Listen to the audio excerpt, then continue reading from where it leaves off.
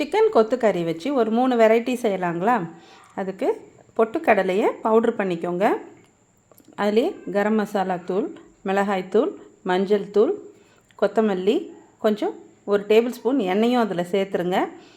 இப்போது இஞ்சி, பூண்டு, தேங்காய், வெங்காயம் இது எல்லாத்தையும் நல்லா கரகரப்பாக அரைச்சி சேர்த்துக்கோங்க. அதுலேயே கொத்தி வச்சுருக்கிற சிக்கனை அதையும் அதில் போட்டு ஒரு ஓட்டி இப்படி எடுத்துக்கோங்க. ரொம்ப நைஸாக அரைக்கணும்னு அவசியம் இல்லை. இப்போ இது எல்லாத்தையும் ஒன்றா சேர்த்து இதில் உப்பும் போட்டு அரைச்சிருங்க. அரைக்கிறப்பவே கோலா உருண்டை செஞ்சு எடுத்துருங்க. மீதி இருக்கிற மாவில் பூரி மாவு இருந்தது, அதில் இப்படி சமோசாஸாக மடித்து அது உள்ள ஃபில்லிங் இதை வச்சு கூட வெங்காயம் கட் பண்ணி சேர்த்துக்கிட்டேன். அப்போது சமோசா ரெடி ஆயிடுச்சு.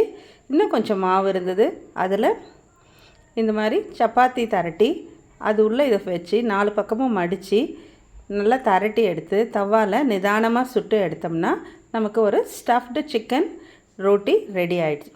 இந்த மாதிரி ஒரே மசாலா வச்சு 2-3 ஐட்டம் செய்யலாம்.